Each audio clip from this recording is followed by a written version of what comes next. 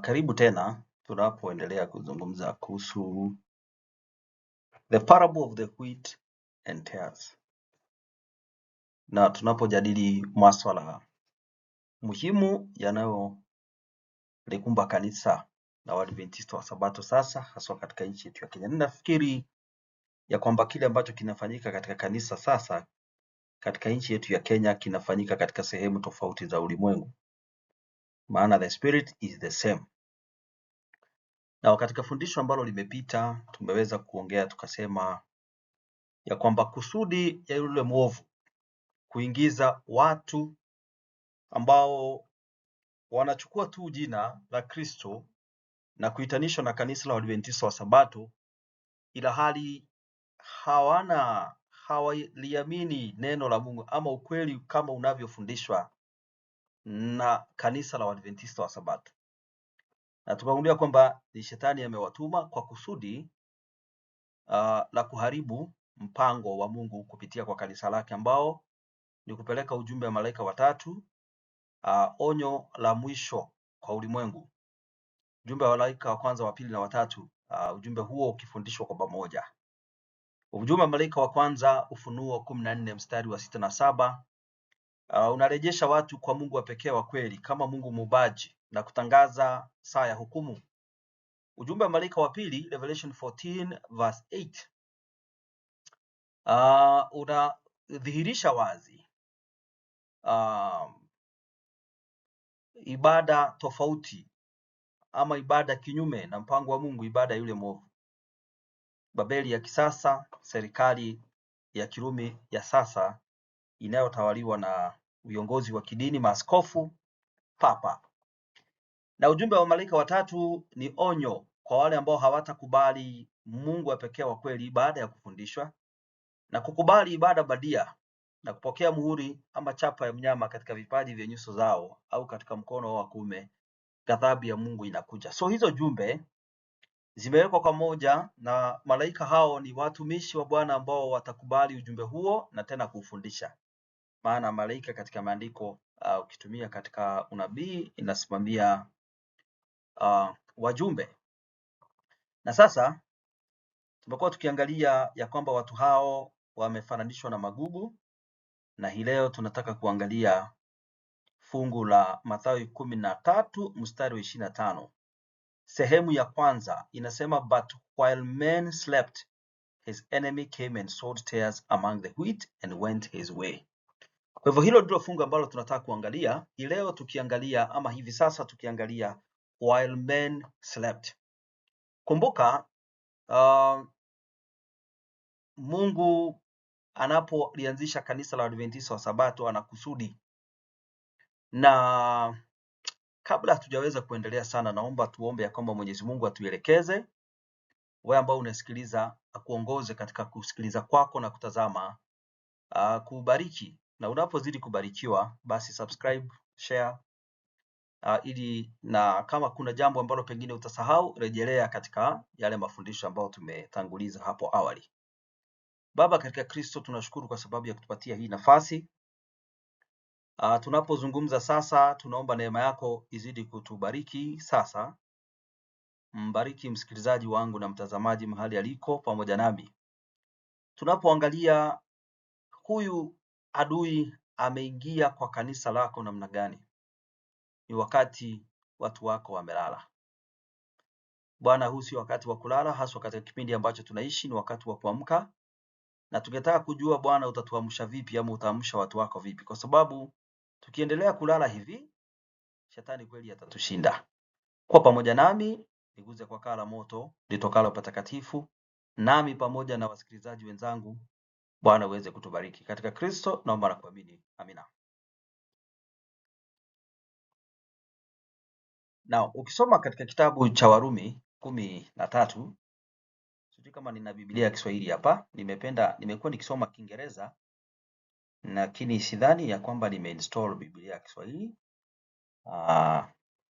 Pengine niangalie kwenye kifaa kingine hapa nione kama nimeinstall Biblia ya Kiswahili, ili ya kwamba tuweze kusoma kwa lugha ya Kiswahili, watu waweze kupata mambo hayo vizuri. Iwapo sija install ama sina Biblia ya Kiswahili, wewe enda ukajisome. Nafikiri kwa sasa haipo, lakini nitaweza kuinstall. Nitaweza kuinstall. Tunapoendelea itakuwa ina install ili ya kwamba tuweze kubarikiwa kwa pamoja. Lakini Romans chapter 13 verse 11 to 12. Kama wewe ni msomi wa Biblia, basi hauna budi kuchunguza pamoja nami kitabu hicho. Na mtumishi wa Mungu Paulo, tunapoendelea kudownload Biblia ya Kiswahili hapa, wewe unaweza, nafikiri tukifanya hivi itakuwa vizuri. Biblia cha tuone tukiweza kupata Biblia ya Kiswahili. Biblia ya Kiswahili.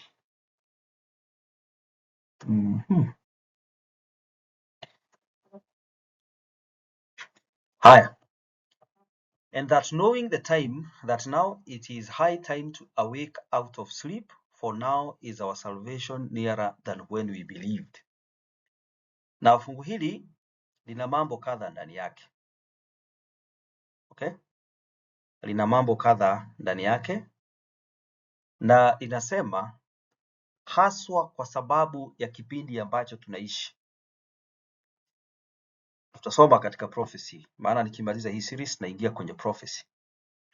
Kipindi ambacho tunaishi hakihitaji watu walio katika imani waweze kulala. Yaani kwa ufupi, huu si wakati wa kulala. Si wakati wa kulala.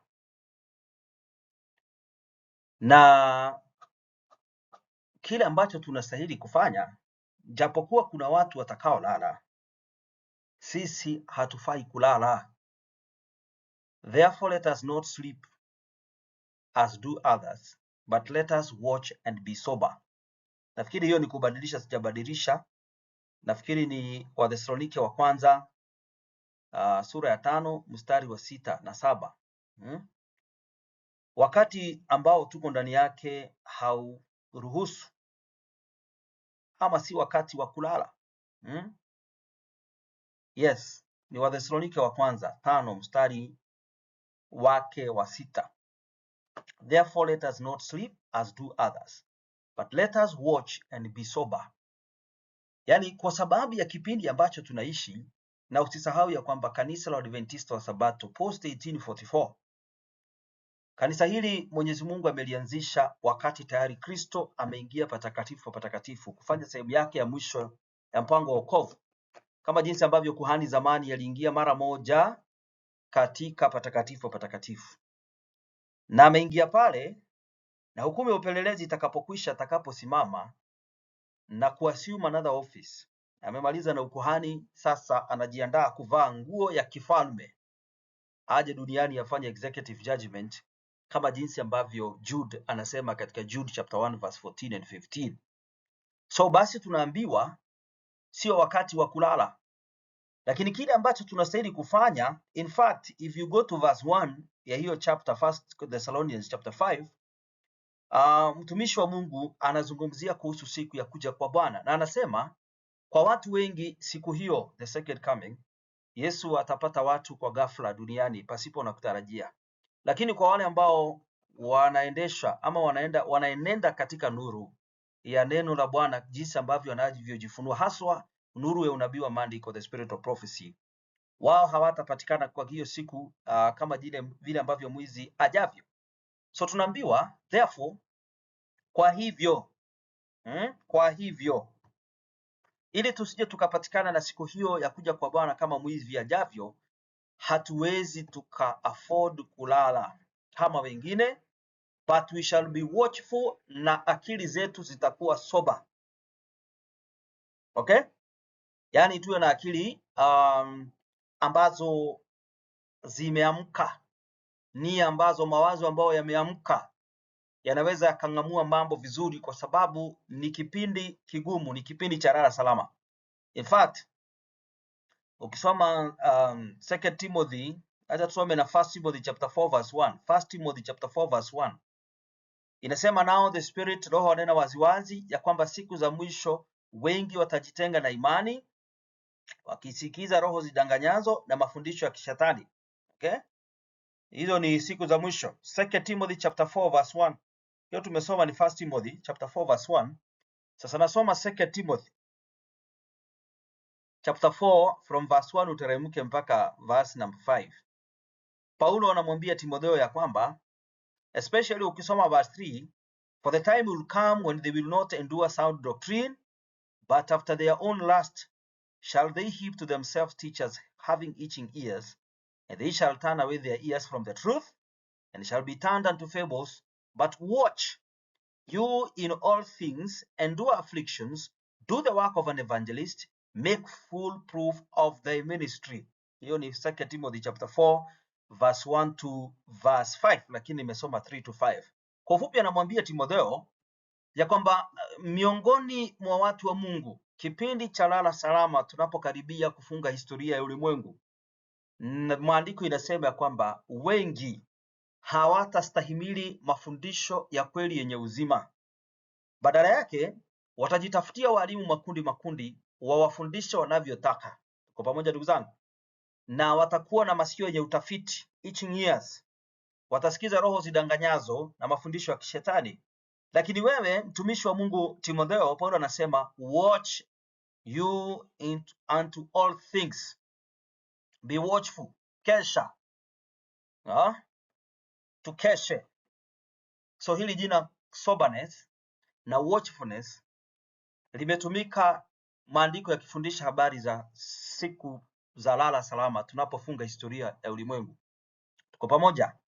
Maneno hayo Yesu aliyatumia katika Matthew 24 verse number 42 na 44. Anasema kesheni, maana hamjui saa ya kuja kwake mwana wa Adam. Matthew 24 verse 42 and 44.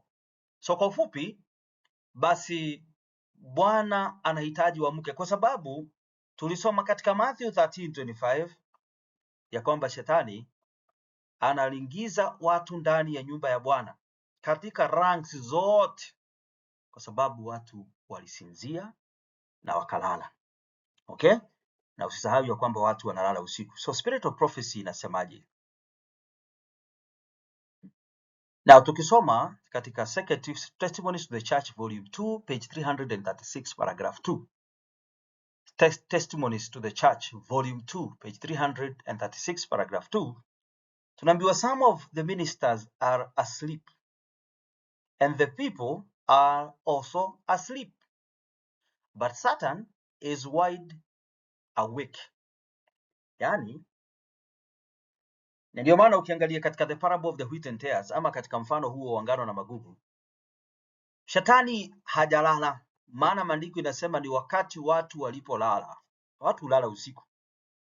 Ni wakati watu walilala, alituma wafanyikazi wake. Kumbuka nilikwambia kwamba in 2 Corinthians 11 verse 14 and 15, shetani hana mkia na si mweusi.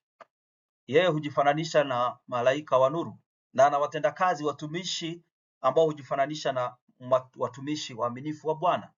So tunaambiwa basi katika kanisa, some of the ministers, tunashukuru kwa sababu kuna baadhi yao wameamka ama wako sober. Those who are watchful wako, ni wachache ndio, lakini wako.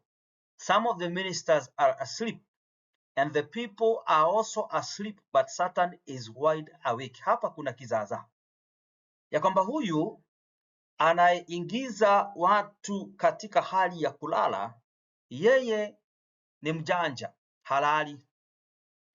Ana time kipindi hicho ambacho watu wamelala, anakuja anamwaga magugu katika shamba la ngano makusudi aweze kuharibu matokeo ya mwenye shamba, akose kuvuna. Watu wa Mungu, hapa tunazungumza kuhusu wachungaji na viongozi wa kanisa. Ukiangalia kile ambacho kinafanyika katika kanisa la SDA sasa, by and large, viongozi wa kanisa, wachungaji na wazee wa makanisa na viongozi wa departments, we are to blame, kwa sababu sisi ndio ambao tunaitwa ministers tumelala, na kwa sababu hiyo tumefanya watu walale. So hii ni kumaanisha hivi, Unaweza kuwa kwenye district yako mchungaji amelala na wazee wa makanisa wamelala. Je, itakuwa rahisi kondoo wa Mungu katika zizi hilo kuamka? Ni ngumu. Lakini leo tukimaliza utajifundisha kitu ya kwamba Bwana hajaliachia kanisa lake viongozi. Ile kazi ambayo wamepewa is delegated duty. Na sasa nitakufundisha kitu baadaye kwamba usimtazame mwanadamu. Yesu ndiye aliyekuita katika imani. Mtazame yeye ndiye mwanzilishi na mtimilizi wa imani yako. Maana viongozi wamelala, wazee wa makanisa wamelala, na kwa sababu hiyo shetani amepata nafasi. Miongoni mwetu wameingia watu ambao wamelichukua jina la Kiadventista lakini hawajaamini ujumbe, haswa kupitia kwa ubatizo. Rejelea topic ambao katika hii series inayosema why, ama katika zile za kwanza inasema why members are leaving the SDA Church. Utagundua kwamba wengi walibatizwa pasipo kufundishwa misingi ya imani. Ukitembea tembea hata katika chaplains, wale ambao ni chaplains, wewe kama mnasikiliza ujumbe huu, you can confirm. Kuna watu ambao ni chaplains katika prison, wanaongoza kikundi cha Waadventista wa Sabato, lakini wao wenyewe hata majina yao hayako katika vitabu vya kanisa. Wamewekwa hapo kwa sababu ni wanaita viongozi fulani fulani katika kanisa la Mungu leo hapa Kenya, anko na kadhalika na kadhalika. Hiyo inafanyika. So tunapolala, viongozi wakilala, kama tulivyosema, if you smite the shepherd, the sheep scatter. Shetani anapata nafasi ya kuingia. Gospel workers. Now katika kitabu Gospel Workers page 121 paragraph 2, men and women are in the last hours of probation and yet are careless and stupid. Heavy words. Careless, you don't care. Careless and stupid. And preachers have no power to arouse them. Why? They are asleep themselves, sleeping ministers preaching to a sleeping people. Sasa hapa kuna mtihani mkubwa. Tunaambiwa tuko katika sehemu ya mwisho kabla mlango wa rehema kufungwa. Ni kweli Yesu aliingia patakatifu patakatifu, na hivi karibuni ataondoka kwenye ofisi hiyo ili avue nguo ya ukuhani alafu avae nguo ya kifalme.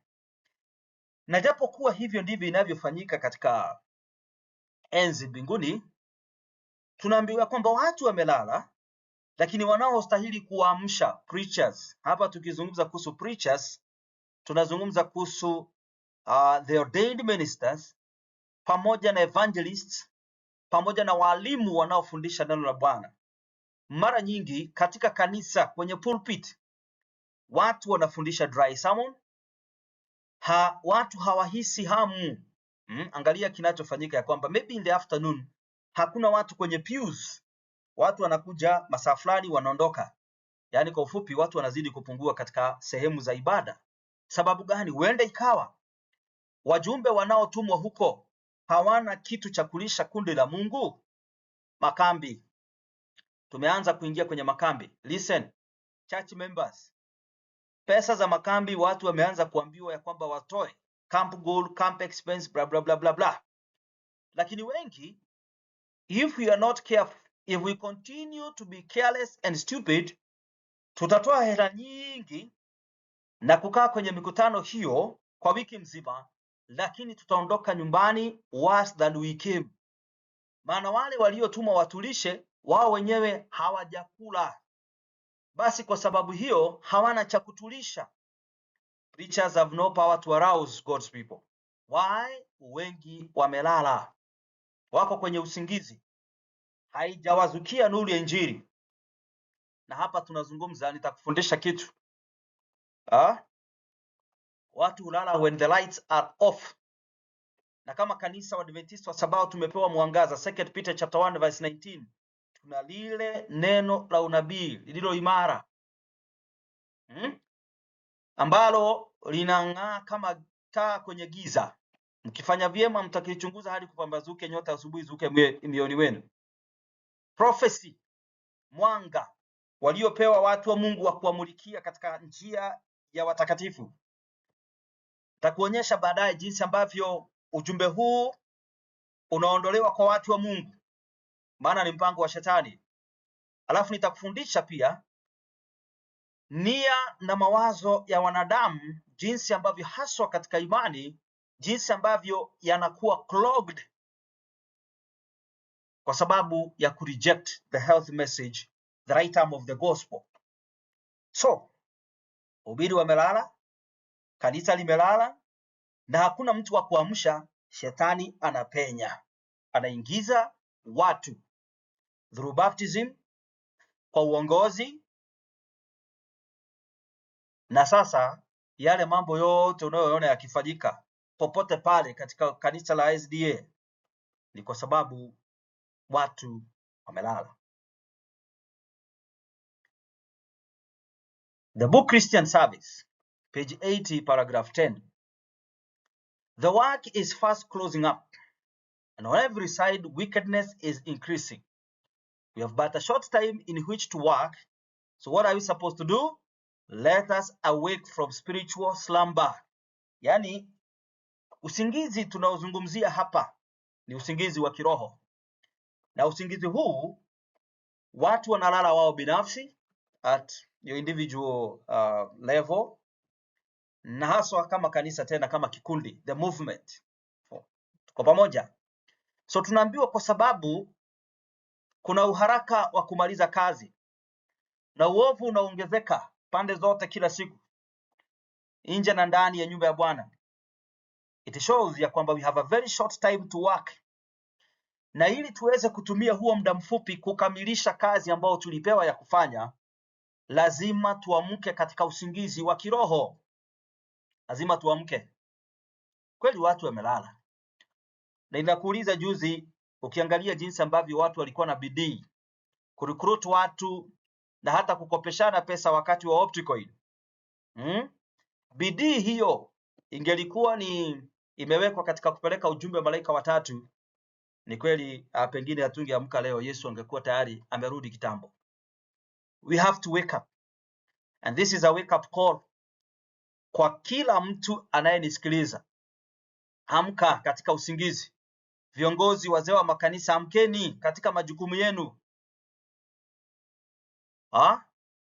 Maana tukiwa tumelala, tukiwa lighter off, Shetani anapenya miongoni mwetu na kupanda watu ambao hakika wanaharibu shamba la Bwana. Now this is an urgent call. Tunaambiwa God calls upon all. Ni mwito, Christian Service, page 81, paragraph 2. Both preachers and the people to awake. All heaven is a star. The scenes of earth's history are fast closing. We are amid the perils of the last days. Sasa nataka usikize context ya mazungumzo yetu, na ni nini ambacho kinamfanya Mwenyezi Mungu aseme jameni amkeni. We are amid the perils of the last days, and greater perils are before us, and yet we are not awake. Yani kwa ufupi, yale ambayo yanakuja hapa mbeleni, tusipoamka yatatupata kwa ghafla, kama jinsi ambavyo yatawapata watu wa ulimwengu ambao hawajapewa nuru ambao tuko nayo. So ni wakati wa kuamka katika usingizi wa kiroho. Naomba nikuulize maswali. Wewe ukiangalia zamani ulipoamini, ulipojiunga na kanisa la Adventista wa Sabato, ilikuwaje zamani hizo? Ilikuwaje zamani hizo? Na sasa je? Angalia maandalizi, jinsi ambavyo Ijumaa watu walikuwa wanajiandaa kukutana na Bwana wao siku ya Sabato. Leo angalia siku ya Sabato jinsi ambavyo watu walikuwa wanaiheshimu. Lakini sasa na imedhihirika, watu hawana dhamira inayowakanya kwamba hawafanyi yanayofaa. Baadaye nitakuja nikuonyeshe kitu ya kwamba ukiona watumishi, ni mambo mawili ambayo Shetani anatumia kufifisha wale ambao ni viongozi wa kanisa na wale ambao ni wahubiri na walimu wa neno. Anatumia namna ya pesa, kama jinsi ambavyo tutakuja kuzungumzia kuhusu Balaam. Fundisho la Balaam hilo ndio limeadhiri viongozi, wachungaji na watumishi katika kanisa la Mungu. Ndio maana hawana uwezo, the message ama ujumbe walionao hauna uwezo wa kupreach ndani ya mioyo ya watu waamke, ni kwa sababu ya kutafuta pesa na kupenda tamaa na tamaa ya pesa, na zaidi sana uasherati. Na haya mambo mawili ndiyo yameharibu kanisa la Mungu haswa. Ukisikiza mambo ya CRVC na kwingineko, hayo ndiyo mambo makuu. Watumishi wa Bwana, tutasoma mambo ya Balaamu na tumuombe Bwana atusaidie, ili kwamba jumbe ambazo tutahubiri mbele za watu kila siku ya Sabato ama mikutano ya ibada, siku 10 za maombi, yawe ni mafundisho ambayo Roho wa Mungu anaweza akafuatana nayo, yakaamsha watu mioyo yao, kwa sababu ya wakati wa historia ya ulimwengu na mahali tuliko. Kama tutakavyokuja kusoma baadaye, lazima tuamke katika usingizi. Lazima tukubali kuamka katika usingizi. Tunaambiwa katika Christian Service 81 paragraph 3, what shall I say to arouse the remnant people of God? I was shown that dreadful scenes are before us. Satan and his angels are bringing all their powers to bear upon God's people. Why? He knows that if they sleep a little longer, he is sure of them, for their destruction is certain. Yani, kwa ufupi,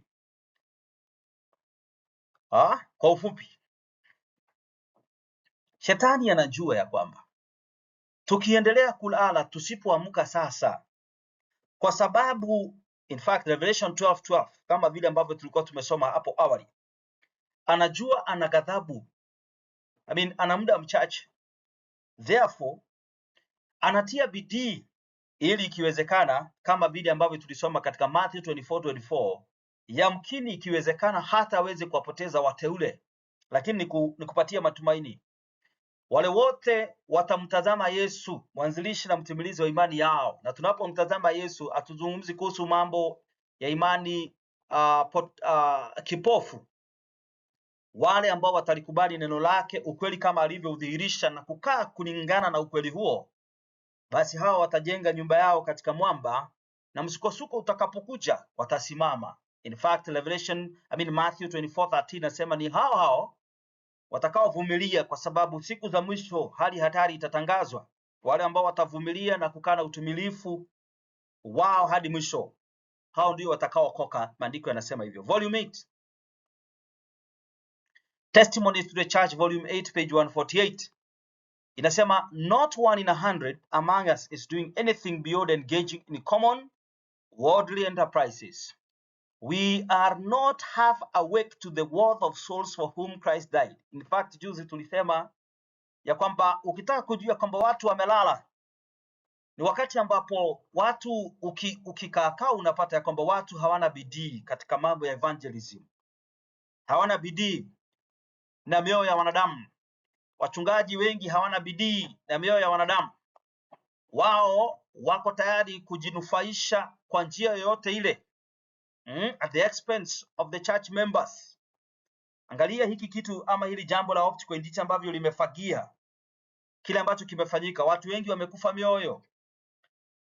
Watu wengi hawana mzigo na mioyo ya wanadamu. Na ukitaka kujua hivyo, tunaambiwa hapa, utakapoangalia ugundue kwamba individuals, churches, conferences, ya kwamba hakuna emphasis ya evangelism, basi ujue kwamba people are not half awake. Hawajaamka hata nusu. Maana muamko huu ambao Mungu anaitana ya kwamba watu waweze kuamka, utarejesha watu katika lengo ambalo Yesu nilimfanya alianzishe kanisa la Adventista wa Sabato duniani. Tuko pamoja? Ni nani anayeambiwa amke? Ni wewe, ni mimi. Isaiah chapter 62 verse 6.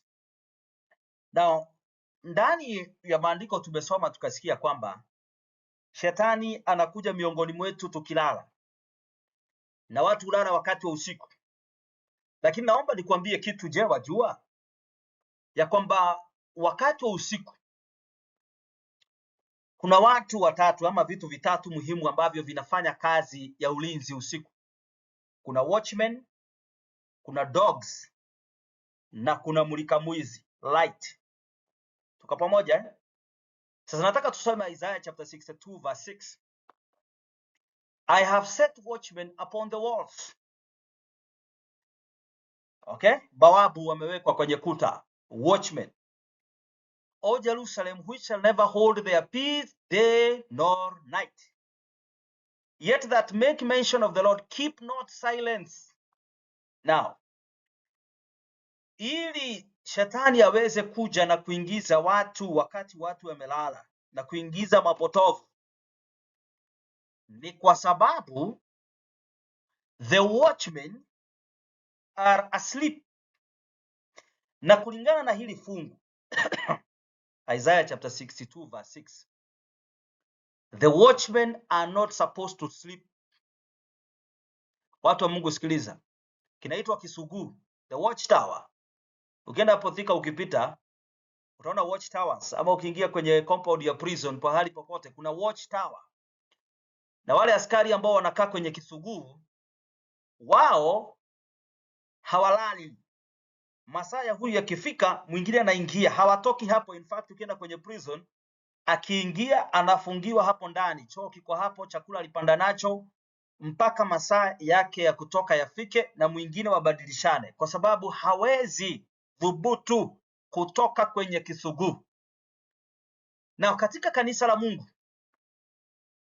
historically mpaka sasa, Bwana ameweka mabawabu kwenye visuguu, na wao kazi yao ni ya usiku na mchana, na kazi yao ni kuzungumza. Wanapomuona adui wanapiga filimbi. Hawastahili kunyamaza usiku na mchana. Lakini kile ambacho kimefanyika cha kusikitisha diki, Isaiah 56:10, his watchmen are blind, they are all ignorant, they are all dumb dogs, they cannot bark, they sleep and they lie down and they love to sleep. Yani kwa ufupi, wa viongozi wa kanisa na watumishi na wahubiri na wachungaji, maandiko inasema we have become so lazy, very lazy. Mind you, some of us who have become very lazy are paid not to be lazy. Kila mwezi tunapokea mshahara. Watoto wetu wanasomeshwa kwa kiwango cha 75%. Tunapata house allowance. Okay? Na wale ambao wako kwenye uongozi ndio maana wengine wanaupigania. Mileage na allowances ni nyingi. Listen. Bwana anasikitika kwa sababu wale waliowekwa kwenye visuguu, the watchmen, wengi wao wamekuwa mbwa. Unajua kazi ya mbwa ni ulinzi. Usiku unapofika, mbwa anabweka anapomuona adui. Lakini viongozi na wahubiri na wachungaji, maandiko inasema kile ambacho kimefanyika, we have become ignorant, we have become blind, hatuoni. Na mtu ambaye ni kipofu ako kwenye giza. Does that ring some bell? Kumbe ndio maana wengi wamechukia unabii wa maandiko hivi. There's even the spirit of prophecy. They are blind, they are ignorant, they are all dumb dogs, they cannot bark, they sleep, they lie down, they love to slumber, and some of them wanalala na wake za watu hata katika usingizi wa kimwili. Listen, wakati wa kuamka walinzi. And in fact, tukisoma Isaiah 62 verse 7, walinzi ama the watchmen wanastahili kuwa soba usiku na mchana, na kazi yao ni kuzungumza na kupiga filimbi ya kwamba adui anaonekana akija. Kumbe ndio maana mashule yamechukua mkondo ule ambao yamechukua. Tutazungumzia mashule nilikuahidi. Book centers. Tutachunguza HHS, home health services. Vitabu ambavyo vinauzwa ni vipi? Niko na vingine hapa tutakuchunguza, ni kuonyesha kwamba hakika shetani ameamua kuingia kila mahali. Tutaingia kwenye departments za Pathfinder za nini. We have to wake up, maana tusipoamka tukiendelea kulala. And by the way, ukisoma Isaiah 56 verse 11, these dogs, ama hao ambao wanafananishwa na mbwa wasiobweka, wanaopenda kulala na wanapenda sana kulala, they are greedy dogs. Kukula, wanakula sana, which can never have enough, and they are shepherds that cannot understand. Hili fungu linasema basi, these are the shepherds. Now do a word study katika King James Version. The shepherds are the pastors and the elders who are supposed to feed the flock. They are greedy dogs, which can never have enough, and they are shepherds that cannot understand. They all look to their own way, everyone for his gain from his quarter. Nilikwambia kwamba huko Kitengela wengine wamefungua makampuni ya kuuza mashamba. Wako kwenye mshahara ndio, lakini wanauza mashamba. Opticoin imedhihirisha wazi ya kwamba wengine wao wamekuwa katika msululu huo. Hawatosheki, hawana nafasi katika kazi ya Bwana, hawana ugumu na uzito mioni mwao kuhusu mioyo ya watu na jinsi ambavyo kanisa la Mungu watu wataendesha kazi ya evangelism. Wanataka kulala, lakini wanataka kula, na kwa sababu hiyo they cannot understand, they are greedy, na kila mtu anatafuta faida. Nashukuru Mungu ya kwamba kuna wachache ambao ni waaminifu to their call. Wachungaji, naomba nizungumze naye mahali ulipo, kama utapata ujumbe huu. Walimu wote na walimu wainjilisti, let us not be lazy. Ni wakati wa kuchunguza, digging deeper the shaft into the mine, ili kwamba tuweze kutoa dhahabu ambayo itaweza kusaidia kanisa la Mungu. Wacha tuache kufundisha watu superficial message ambao sijui imetolewa wapi. Itakuonyesha kwamba wengine wanaingia kwenye mitandao, wanatoa mambo ambayo yamefundishwa na watu wengine mahali fulani. Mwingine niliona hapo US alicopy paste sermon ya mhubiri wa Baptist, akakuwa sued, akapelekwa kotini for plagiarism. We have enough. Kanisa la Mungu tumebarikiwa na jumbe za kutosha, wachungaji, wainjilisti, walimu wa neno la Mungu. Let us not be lazy. Let us wake up. Maana tukiendelea kulala katika usingizi ambao tumelala, basi shetani najua mchungaji, if you smite the shepherd, the sheep will scatter. Soma kitabu cha Ezekieli 34 kwa wakati wako, utabarikiwa. In the book Manuscript Releases, volume 16, paragraph 3, paragraph 2, what am I saying? Manuscript Releases, volume 16, page 3, paragraph 2. Nafikiri nimeisema vizuri. Yes. It is the unwatchful, sleeping condition of God's servants that implicates them with their associate in guilt. Ni kulala na kutokesha, kutokuwa watchful kwa watumishi wa Bwana, ambayo inafanya tuonekane ya kwamba tunahitaji kuadhibiwa. Ni sisi. Mchungaji akilala, kondoo analala. Lakini wewe mshirika wa Kiadventista mahali uliko unayenisikiliza, nitakwambia hivi ya kwamba haustahili kulala kwa sababu mwingine amelala. Na ndio maana kuanzia sasa ninaomba nikurudishe kwamba ni wakati wa kujisomea maandiko na kujua kile umeamini. Maana kama tutakavyosoma hapo kwenye another episode, utagundua kwamba viongozi wengi, sio wote though, wengi watakuwa wa kwanza kuikana imani. Wengine wamedhihirisha kwa matendo yao. Watakuwa wa kwanza kukana ujumbe wa afya, kwa sababu pengine kwao wao na wake zao na watoto hawaupendi. Kwa sababu hiyo wanahakikisha kwamba wewe huupati ujumbe huu hata kwenye siku ya makambi. In fact, mshirika mwenzangu unayenisikiliza kwa makini, it is your right to demand to be fed. Wakati wa makambi uliza ni nani anakuja kunifundisha. Okay? Kila siku ya Sabato ni vizuri.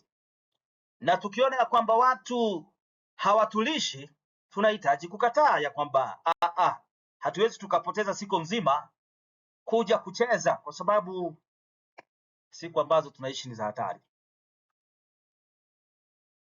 The only way to escape being an unfaithful watchman, hii ni kwa watumishi wote, is to watch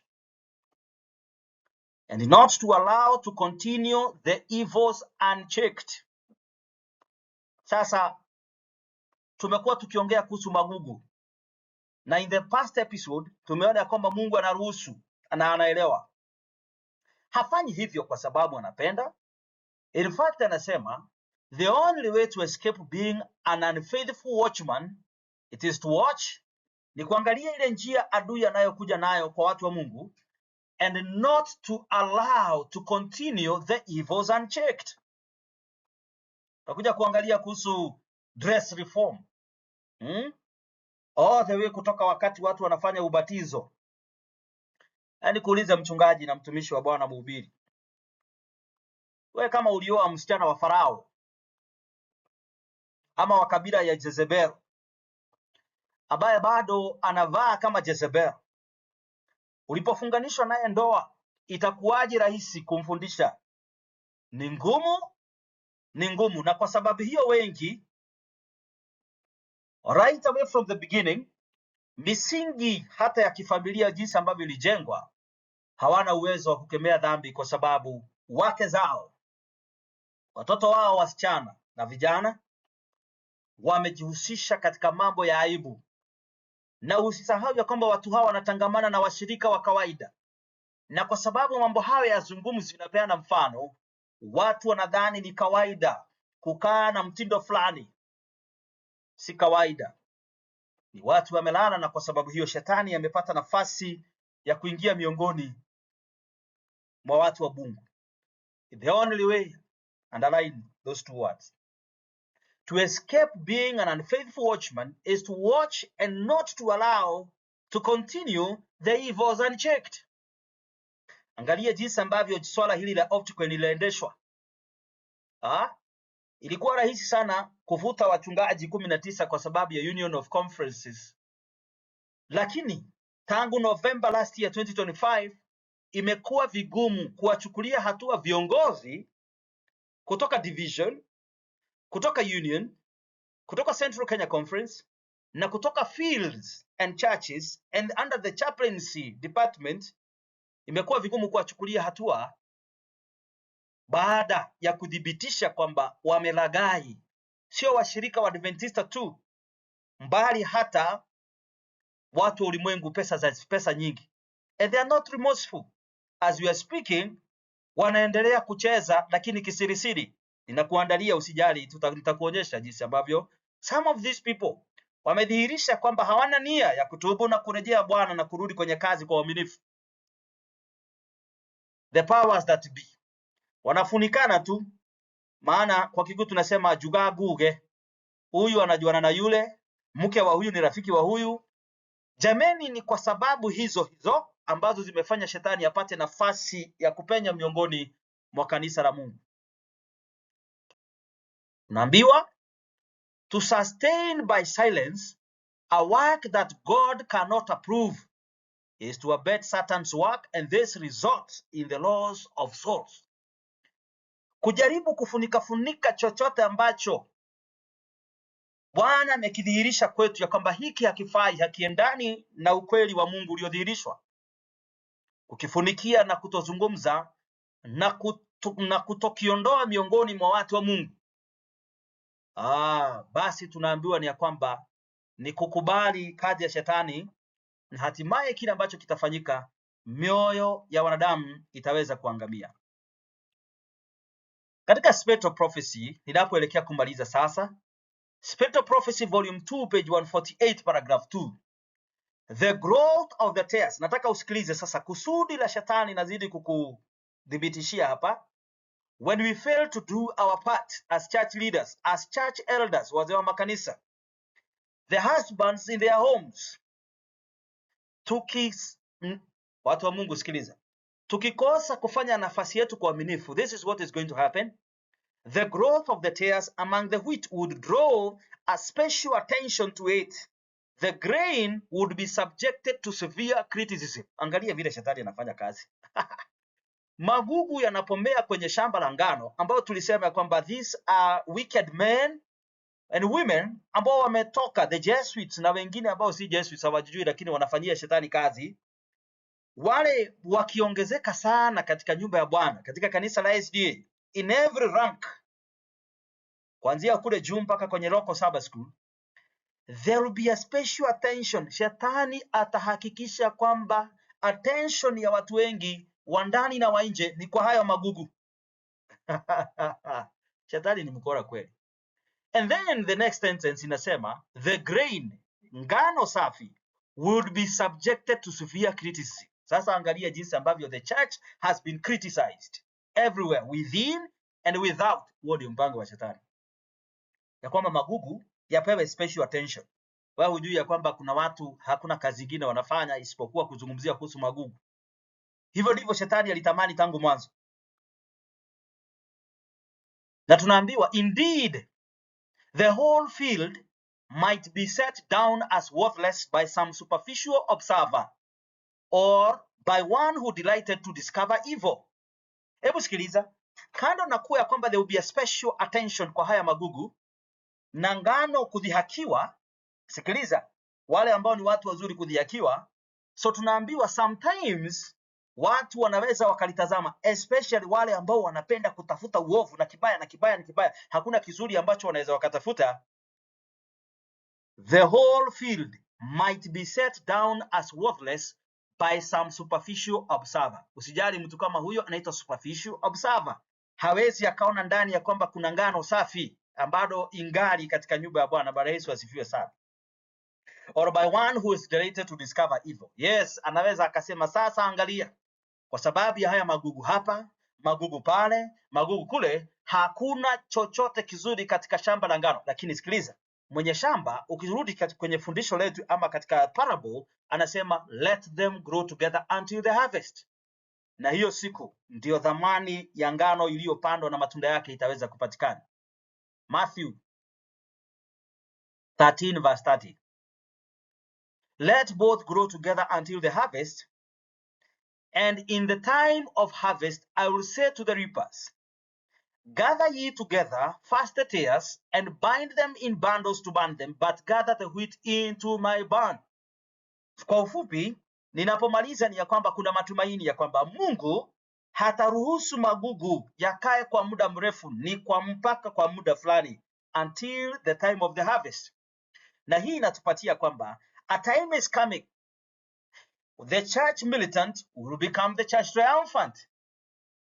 Na ndio maana ukisoma hii katika this parable, Matthew 13:30 inasema, kile ambacho kitakusanywa kwanza ni magugu yaondolewe, ngano iweze kubaki. Now the question is, hii time of the harvest ni lini? Ni wakati hupi huu kanisa litakuwa limeondoka kutoka church militant to church triumphant? Ungetaka kujua? In the next episode tunapozungumza kuhusu in the time of the harvest, the shaking and sifting, tukiangalia jinsi ambavyo Mwenyezi Mungu atalisafisha kanisa lake, atatumia njia zipi? Je, ungependa kujua jinsi ambavyo Mungu atasafisha kanisa lake na jinsi ambavyo ataliongoza hatua hizo na ni lini? Evangelist Peter Maina, SDA Ebu Town, Nekef. Namba yangu ya simu ndio hiyo, email address. Bwana akubariki sana. Ni ombi langu ya kwamba tuweze kuamka katika usingizi. Watu waamke, na tunaweza amka tu iwapo tutarudi kwenye neno la Bwana na kulikubali lilivyo, the Bible and the spirit of prophecy. Tutarudisha maombi, maana tutaanza kuona mambo katika sehemu yake. Tukiangalia yanayofanyika duniani, matukio, tunaweza kueleza hapa kile ambacho kinakuja kufanyika ni hiki. Bwana akubariki anaponibariki. Tukutane kwenye episode nyingine tunapozungumzia the shaking and the shifting, na jinsi ambavyo Mungu atalisafisha kanisa lake, na jinsi ambavyo tutaondoka kutoka the church militant phase, na ni akina nani hao wataqualify kujiunga na the church triumphant, na ni wakati upi. Hadi wakati huo, Bwana akubariki.